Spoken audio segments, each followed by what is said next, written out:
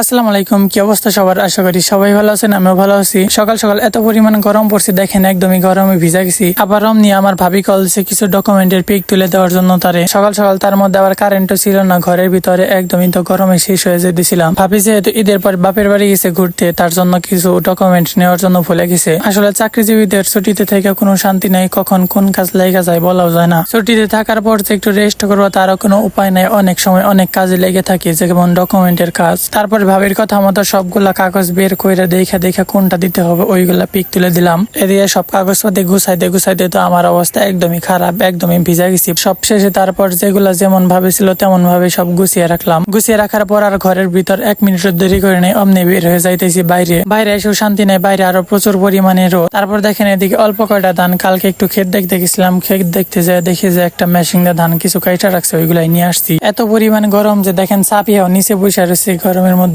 আর আমাকে বাড়িতে তো একদমই মরুভূমির মতো, একটা গাছও নাই, একটা মাত্র গাছ আছে কাঁঠাল গাছ। আবার আব্বার জন্য ডাব আনা হয়েছিল, ডাবের পানি খাওয়ার পর আবার ডাবের খোলাটা নিয়ে আসছে সাবিহা ডাবের ভিতরে শ্বাস খাওয়ার জন্য। দেখেন কাইটে দেওয়ার পর ভিতরে নারকেল দেখে কত খুশি হয়ে গেছে। তারপর এক পাশেরটা আমি নিলাম আর এক পাশেরটা সাবিহারে দিলাম, দুইজনে মিলে খাওয়া শুরু করলাম। গরমের মধ্যে এই ভিতরের নারকেল গুলা খাইতে ভালোই লাগতেছিল, ঠান্ডা ঠান্ডা। এগুলো দিয়ে আবার ঠান্ডা ঠান্ডা শরবত বানিয়ে খেলে আরো ভালো হইতো। এদিকে আমারটাও খাওয়া শেষের দিকে প্রায়, আবার সাবিহারও খাওয়া শেষ প্রায়। দেখেন খাওয়া শেষে একদম চাইটা বইটা খেতেছে, অন্য কোনো দিকে আর তার নজরই নাই কোনো। আর দেখেন এই যে বলার পরে একটু ক্যামেরার দিকে তাকিয়ে হাইসা দিছে, খাইতেছে আর বলতেছি সেই মজা লাগতেছে মামা। আমি বললাম আসলে সেই মজা। যাই হোক, ভালো থাকেন সবাই, ভিডিওটা এই পর্যন্তই, আল্লাহ হাফেজ।